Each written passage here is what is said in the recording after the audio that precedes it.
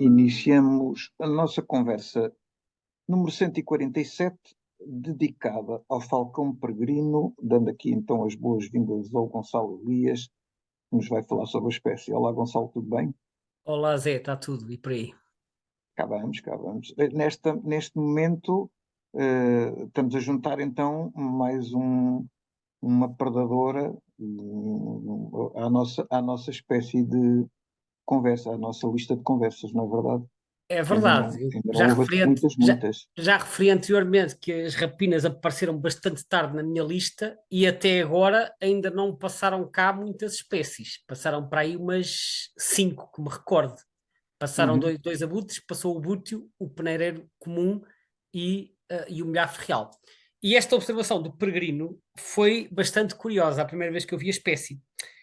Quem ouviu as nossas duas últimas conversas recorda-se que eu estava no Algarve e que tinha ido, por sugestão do Peter Arris, diretor do Centro A Rocha, à Ponta da Piedade. O tempo estava um bocadinho mau e tínhamos ido até à Ponta da Piedade para olhar para o mar, para tentar ver aves marinhas. E nessa ocasião vi duas espécies novas que foram referidas nas duas conversas anteriores, que foram a pardela balear e a torda mergulheira. Ora bem, estávamos nós muito bem sentados ali na Ponta da Piedade, e na Ponta da Piedade havia, hoje em dia já não há muito, mas na altura havia uma grande colónia de gralhas de nuca cinzenta, que nós já falámos anteriormente, que é Corvus monedula, ou agora como se chama, segundo o IOC, Coloeus monedula. E então, agora só se vêem lá duas ou três, mas na altura havia umas largas dezenas, e elas andavam sempre por ali, pousadas nas rochas, iam esvoaçando para aqui e para acolá. E de repente, quando nós estamos ali sentados, ainda a olhar para o mar, há uma grande algazarra e as gralhas esvoaçam todas, umas 30 ou 40, não me lembro quantas é que eram, a gritar, mas assim todas alarmadas, portanto, de repente levantaram todas em debandada. E o Peter só olha para cima e diz: Peregrine! E foi isso que se passou. Um falcão peregrino se tinha aproximado do local, tinha-se aproximado e assustou imediatamente as gralhas, que reconheceram a presença do predador. E então foi o súbito aparecimento do peregrino, nestas circunstâncias, foi a minha primeira observação desta espécie. Portanto, foi exatamente o Peter reparou que vinha o peregrino precisamente por causa deste movimento de fuga das gralhas. Esta espécie realmente tem tantos aspectos peculiares sobre ela que de certeza que hoje não vamos tocar numa parte significativa desses aspectos. Uma das coisas que eu li e achei curioso é que provavelmente o falcão peregrino representa uma das espécies de vertebrados com maior abrangência geográfica, com maior distribuição geográfica no nosso planeta, não é? Portanto, como é que é a distribuição desta espécie? Bem, esta espécie é uma daquelas que tem uma distribuição que nós podemos chamar cosmopolita. Está presente em todos os continentes, exceto na Antártida. Portanto, América do Norte, Central e do Sul, Groenlândia, Eurásia, desde Portugal até ao extremo leste da Rússia, passando pelo Médio Oriente, pelo subcontinente indiano, Norte da África, África subsaariana, Madagascar, Indochina, ilhas da Indonésia, da Papua e ainda Austrália e algumas ilhas do Pacífico. Portanto, são poucas as regiões, até em Cabo Verde e nas Canárias está presente também, são poucas as regiões, de facto, em que este falcão não ocorre. Como não é de admirar, uma espécie com uma repartição tão vasta tem imensas subespécies. E, Mas, embora correndo então nós o risco de sabermos que qualquer dia alguém se lembra de separar uma subespécie em espécie e lá vamos nós outra vez para a confusão. espera, é que agora neste momento até já está a acontecer o efeito contrário. Eu fui consultar o que é que diz no Birds of the World, que tem lá elencadas as subespécies. Atualmente, o Birds of the World segue a lista de Clements e eles reconhecem 18 atualmente. Mas eles dizem logo no texto dedicado às subespécies que, em parte devido à distribuição cosmopolita, já foram até hoje descritas 75. Não sei se estás a ver. Só que eles também dizem que muitas delas têm assim argumentos pouco sólidos e que a maioria hoje em dia já não é aceite. Portanto, há muitas que acabam por ser repetidas ou que não se diferenciam suficientemente das outras, e portanto atualmente eles consideram estas 18 que depois dividem em 1, 2, 3, 4, 5, 6, 7, 8, 9. Bem, eles dividem numa data de grupos. Eu estava a tentar contar, mas de facto são muitos. Por isso, enfim, eles são tantos que podíamos estar aqui toda a falar só das subespécies, mas vamos focar-nos naquelas que nos dizem diretamente respeito, que são aquelas que ocorrem na Eurásia. E quantas são? Bom, em Portugal, que se saiba, aparecem 3.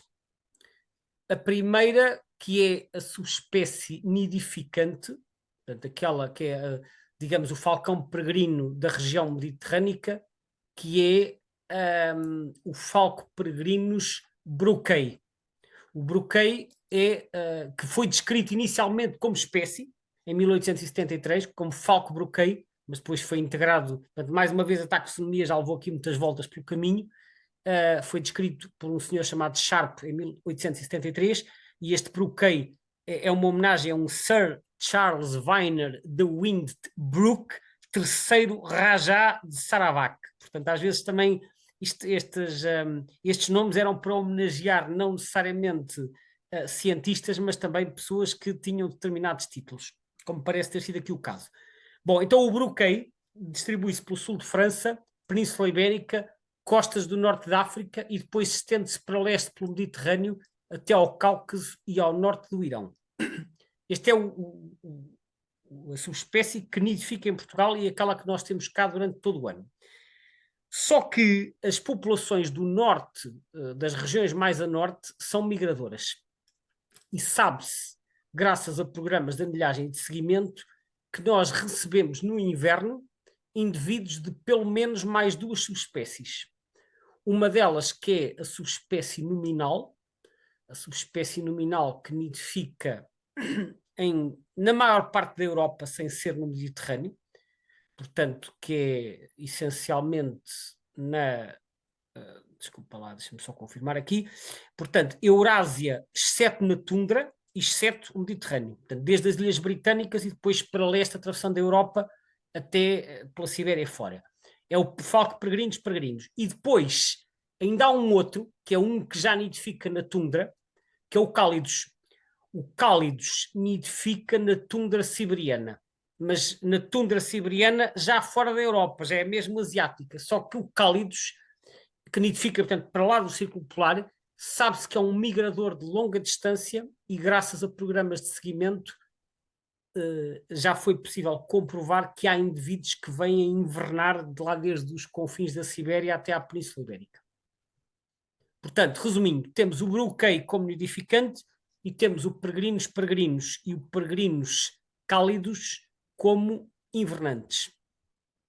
E já agora a descrição da espécie, a descrição original, vem de Linneu também? Não, por acaso ainda bem que falas nisso, porque era um aspecto que eu gostaria também aqui de referir. Esta espécie foi descrita por um senhor que nós não ouvimos falar muitas vezes, porque não é das pessoas que descreveu mais espécies. Foi um ornitólogo inglês que viveu no século XVIII chamado Marmaduke Tunstall. Tunstall, Tunstall. Nasceu em 1743 e morreu em 1790, portanto ele foi contemporâneo do Linneu praticamente, e ele foi o autor de um trabalho publicado em 1771, que é exatamente quando é publicada a descrição do peregrino, e o trabalho dele chamava-se Ornitologia Britânica.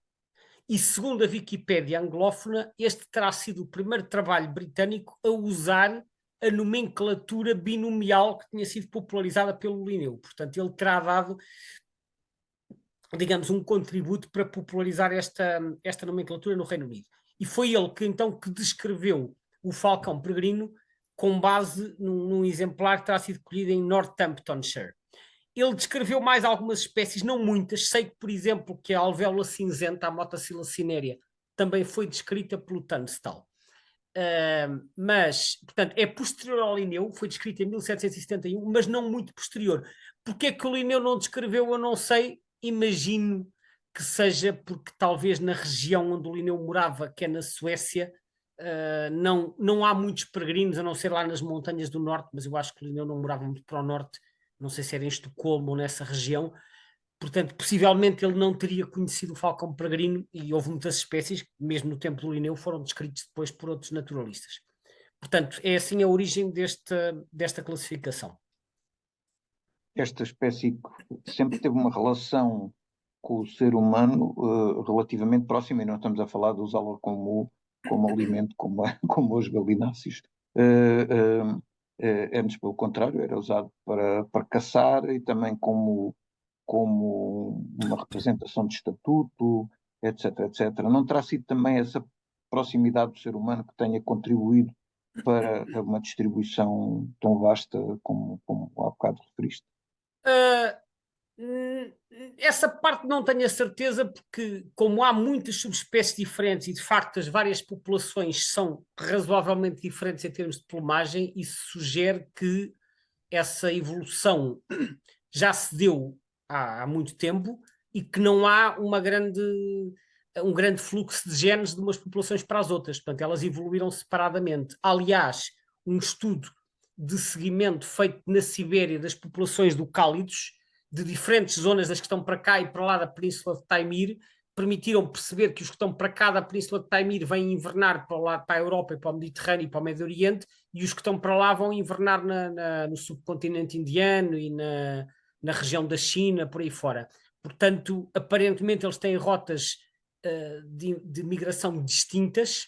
Os que migram, não Não é? Porque depois tens muitas populações que são tens residentes, não é? populações residentes, mas o facto de elas terem adquirido características morfológicas distintas sugere que não há uma grande mistura, não há um grande fluxo genético. Mas obviamente que estou a pôr isto como hipótese, não sei exatamente há quanto tempo é que elas se separaram. Agora, de facto, como referiste, houve sempre uma grande proximidade, digamos, com o ser humano, em grande parte devido ao uso desta ave em falcoaria. Esta ave é muito popular em falcoaria, em grande parte por ser uma espécie que atinge velocidades muito grandes e, portanto, os falcões peregrinos são caçadores exímios, só que isto também acabou por constituir um problema de conservação. Por exemplo, um livro sobre Por as causa aves da das Península. hibridações. Não, por causa das pilhagens mesmo. Ah, ok. Porque o livro, há um livro que é The Birds of the Iberian Peninsula, que está em inglês, mas fala das aves de Espanha e Portugal, que saiu em 2015, salvo erro, e que refere que, dizem eles neste livro, que no passado, tanto as populações portuguesas como as espanholas sofreram bastante devido às pilhagens de ninhos. Por um lado, aqueles que queriam colher ovos ou crias para fins de falcoaria, e por outro lado, os adeptos da columbofilia que não gostavam dos falcões peregrinos, que por serem predadores e que iam lá matar tanto os adultos como os juvenis. Portanto, os falcões peregrinos eram ou eram roubados para serem usados em falcoaria, ou eram simplesmente mortos porque eram vistos como inimigos. Em qualquer das situações, isso acabava por impactar negativamente as populações, que terão diminuído muito no passado. Hoje em dia, a espécie está protegida naturalmente e, em parte, pelo menos em Espanha, tem havido ações de vigilância para ninhos que sejam mais suscetíveis. De qualquer forma, há outras ameaças e não são ameaças antropogénicas. Por exemplo, neste livro que eu referi, sabe-se que outras rapinas também podem atacar os peregrinos, quer os adultos, quer as crias, particularmente os bufos reais. Portanto, os bufos reais podem atacar e matar os peregrinos. Aí é mesmo uma questão de predação, não é? Porque É a predação, sim, porque também os há bufos. aquela relação com milhafos e outros tais que aproveitam-se das presas dos falcões, porque o falcão é um bicho que, por natureza, pelo que eu percebi, não se defende, não entra em quesílias com outras rapinas. E então, quando atacar, prefere largar a presa e o outro que a leve. Pois, provavelmente, e não te esqueças que o bufo real é um predador de topo. E olha que eu, agora por causa disso que estavas a dizer, de que eles não se metem assim nessas quesilhas, eu acho que não é só com rapinas. Eu há uns anos, não foi há muitos, estava a fazer umas pesquisas sobre o ganso do Egito, e o ganso do Egito, como sabes, é uma espécie invasora que inclusivamente pode usurpar ninhos de rapinas. E eu vi um vídeo, epá, agora já não me recordo onde é que isto foi filmado, tenho ideia que era, não sei se era na Holanda, acho que era num país europeu. Era um ninho de falcão peregrino que estava num edifício lá, assim, numa daquelas aberturas que é tipo uma mini janela lá, tipo no último andar. E às tantas entram lá uns gansos do Egito e começam a invadir ali o espaço e o falcão estava ali muito atrapalhado, sem saber como é que havia de correr com os gansos. Portanto, ele não se pôs a atacar os gansos, estava ali a tentar ver como é que havia de escorraçar aquele intruso. Portanto, eles são predadores, sim, e são muito bons predadores, mas acho que de facto não se envolvem em lutas com outras rapinas. Mesmo o conceito de muito bom predador é um bocado relativo, pelos vistos, eles só conseguem capturar aves em cerca de 20% dos ataques que fazem. Bom, sim, claro, obviamente, vamos ver. Eu acho que não há nenhum predador que consiga ter 100% de sucesso na Sim, sim, toca. sim, claro. Portanto, enfim, não li o suficiente para dizer se 20% é muito ou Mas se pouco a considerarmos comparar com outras rapinas. se considerarmos que estas aves para caçarem normalmente sobem bem alto e depois fazem aqueles voos picados característicos, aquilo ainda deve requerer alguma energia para chegar lá acima, não é? Portanto, mesmo aproveitando correntes térmicas e tudo mais, quer dizer que 20%, quer dizer que um em cada cinco conseguem uma presa, há quatro Sim, sim, mas o que eu voos estava a que dizer é, não resultam em nada. Não é? eu não sei como é que é essa percentagem com outros predadores, mas daquilo que eu já li e que já vi, tenho ideia que em muitos predadores seja aves, seja mamíferos. Por exemplo, nós já vimos, sei lá, imagens, vídeos, até em documentários de leões a caçar e vão a correr lá atrás das gazelas e às vezes não apanham nada porque os Sim, animais sim, fogem. sim, Portanto, claro. ou seja, eu acho que faz parte da vida de qualquer predador não conseguir ter sempre sucesso. Porquê? Porque as presas também aprenderam a defender esses predadores e, portanto, Claro. mas pronto, não sei dizer se 20% é muito ou pouco, eu diria que faz parte da vida de predador. Agora, quando Certo, eu disse que eles são certo. muito bons predadores, eu referia-me ao facto deles, de facto, atingirem velocidades enormes, são o animal mais rápido da Terra, Pois, e, exato, normalmente isso é uma das coisas que não podia deixar de ficar conversado, é que exato, é o e é a recorde de velocidade, velocidade a, pertence ao peregrino. a velocidade é talvez aquilo que mais diferencia esta ave. E eu já andei à procura, já vi referências a dizer que eles podem atingir 380 e não sei quantos quilómetros Acho que por isso é hora. o recorde, acho que é o Isso é o recorde recorde. O que eu não percebi registado. é se isso efetivamente foi medido ou se são estimativas. Eu ainda não Não, consegui. segundo eu consegui apurar, foi medido, Ok. porque estima-se que eles consigam ir um pouco mais acima ainda do que isso. Sim, as referências variam, mas anda nessa ordem de grandeza. 300 e muitos quilómetros por hora, que é uma loucura, não é? Uhum, é mesmo. Esse boom picado com essas velocidades tremendas leva a que esta ave tenha uma série de adaptações fisiológicas a estas condições extremas de voo. Tens alguma coisa para dizer sobre isto? Eu não tenho de cor os números, nós outro dia estávamos a comentar sobre isso, tu referiste qualquer coisa como aquilo, eles são capazes de suportar forças equivalentes a 20G, não era isso? 25 Gs na altura em que 25. fazem, se não me engano, a inflexão do voo, eh, mas, mas depois disso eu também tive, desde que eu soube que tínhamos que falar sobre o peregrino, eu pensei mesmo, bom, é preciso ler aqui uma coisa sobre esta ave, porque eu acho de facto extraordinário a quantidade de adaptações fisiológicas e tem-se feito estudos muito interessantes. E um dos estudos que se fez, em que também se basearam em simulação, para além desses não sei quantos Gs que ela tem que suportar quando faz a inflexão do voo, não é? Portanto, do voo picado para não se estatelar no chão, uh, também está durante o voo picado e quando faz aquelas correções para acompanhar o voo da presa Da presa. que está debaixo do olho, não é? Ainda assim, mesmo essas conseguem tolerar forças que podem atingir 4, 5 Gs laterais. Já agora, para quem não sabe, convém explicitar que 1G é o valor da força da gravidade da Terra à superfície. Portanto, é a força gravítica que nós suportamos em condições normais. Portanto, tudo o que seja acima de 1G é uma força gravítica superior a isso. O que quer dizer que uma pessoa de 80 quilos, quando está a experimentar uma força de 2 Gs, é como se pesasse 160 quilos. Pois. Nós sentimos qualquer coisa como quando há, enfim, aquelas máquinas em parques de diversões que põem as pessoas a girar e que nós sentimos o efeito da força centrífuga, aí estamos a sentir uma gravidade superior, não é? Acho eu, mas não sei qual é a dimensão. Não anda muito longe do 1G lateral. Agora, se estivermos a pensar, por exemplo, naquelas máquinas para treino de pilotos e outros géneros, esses aí já vão até 7, 8, 9 Gs eventualmente, mas isso já são situações muito extremas. Eu tenho ideia que, por exemplo, como piloto em aviões militares, experimentará forças na ordem dos 7 Gs. Agora, imagina o que é aguentar 25 Gs como estes aguentam Não, naqueles 25, políticos. 25 Gs realmente eu acho que É um ser um humano disparate. não aguentava, ficava com ou com problemas nos ossos ou outras coisas, porque são forças muito grandes. E depois a outra adaptação que eu também achei fantástica é aquela questão de ter umas protuberâncias nas narinas para impedir que o ar entre, digamos, a uma velocidade tremenda quando está a fazer aquele voo picado, que poderia facilmente estourar com os pulmões de É, um, é de um, tipo válvulas, não é?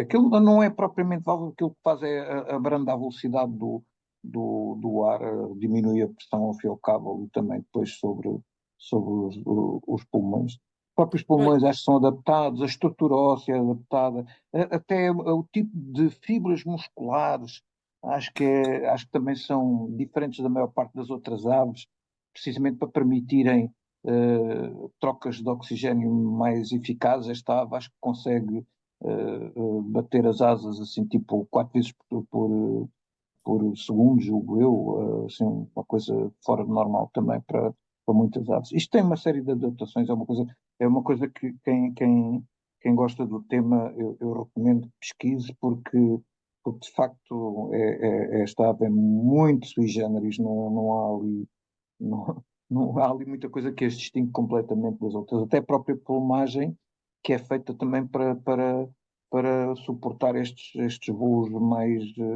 mais rápidos, não é? pois São é, penas pois é, mais pois é. agarradas ao corpo, etc, Sim, etc. Eu achei extraordinário. toda a evolução foi feita para permitir suportar estas condições extremas, como disseste. E o que é engraçado é que, como predador aqui eu tenho uma vaga ideia de ter lido um artigo que referia que este, o consumo energético deste voo picado eh, face ao consumo energético de uma perseguição, digamos assim, em voo ao mesmo nível, que anda mais ou menos ela por ela. Ou seja, nós podíamos dizer que isto era mais arriscado em termos energéticos para a ave, isso, mas pelos vistos anda mais ou menos ela por ela. E que a presa favorita, que é o pombo, eh, também, digamos, reúne condições interessantes em termos de peso da, digamos assim, energia, o peso da ave necessário para eles depois agarrarem na carcaça e transportarem para o ninho, ou coisa assim do género, está ali mesmo naquele limite agradável para transportar. É verdade, mas por acaso o pombo também é talvez aquela imagem que nós vemos mais vezes associada ao falcão peregrino, mas eles alimentam-se quase exclusivamente de aves, mas capturam aves mais pequenas. Por exemplo, Sim, no sim. Parque Nacional da Peneda Gerês, onde a espécie nidifica, foi feito um estudo na primavera de 1996. Esse estudo foi feito com base em regurgitações, porque as rapinas, como é sabido, elas depois regurgitam os restos não digeridos, portanto, as penas e os ossos, etc., com base no. Portanto, formam assim umas bolinhas que vulgarmente se chamam plumadas. O termo mais técnico é egagrópilas, é assim um palavrão. E então, com base em 44 regurgitações e 80 restos de animais capturados, foram identificadas nesse estudo no Gerês 141 presas. das quais 47% referiam-se a pombos. A maioria deles eram pombos domésticos. Portanto, efetivamente, os falcões peregrinos, mesmo que nidifiquem lá no meio da serra, se houver pombos domésticos, são a presa preferencial e são aqueles que dominam em termos de biomassa. Para além destes, as outras presas com alguma expressão eram as cias, portanto, que é uma ave da família das escrevedeiras, os chapins, nomeadamente chapins azuis, e o donfafo. E também foram detectadas capturas de morcegos do género pipistrelos. Portanto, eles também podem capturar morcegos para além das aves. Isto são, assim, só umas notas de um estudo concreto na região do Gerês. Se for noutras regiões, a dieta pode variar em função daquilo que estiver disponível. E uma coisa curiosa que eu li também no tal livro sobre as aves da Península Ibérica que eu já referi anteriormente, os falcões peregrinos que nidificam junto à costa, pelo menos em Espanha e em Gibraltar e nas Baleares, podem ir caçar sobre o mar aberto, longe da costa, possivelmente à procura de aves migradoras. Portanto, eles não caçam exclusivamente sobre terra. Também tenho ideia de ter lido qualquer coisa do género de podem ir caçar a cerca de 100 quilómetros de distância do ninho, por exemplo. 100 quilómetros ainda é um bocado, mesmo para uma ave. Sim, mas eles também voam num instante, né? Portanto, com a rapidez, Esta, quer dizer, esta obviamente, ave em particular, que sim, que também tem um voo rápido, curiosamente, tem, mesmo o voo de cruzeiro é bastante rápido, exatamente. É. Pronto, Gonçalo, vamos ficar por aqui. Vamos deixar uma série de coisas para conversar sobre esta ave na próxima ronda. Ai, vamos. Ainda há muito para dizer. Obrigado mais uma vez, obrigado a todos que nos ouviram. Ficar só aqui uma nota final de que no portal avesdeportugal.info, em relação na página desta espécie, tem também no fim disponível um vídeo sobre identificação de falcões, onde presumo que esta espécie também esteja referida, não é? Sim, exatamente. Está referida. E já agora, embora seja um assunto que a gente não teve tempo de desenvolver, mas fica aqui também esta nota que o falcão peregrino em Portugal tem atualmente o estatuto de ameaça vulnerável, portanto está considerado como espécie ameaçada, está como vulnerável segundo a mais recente lista vermelha das aves de Portugal continental. Depois, na segunda volta, haveremos de detalhar mais estes aspectos. Ficamos Até à por aqui. próxima. Obrigado a todos e até à próxima conversa.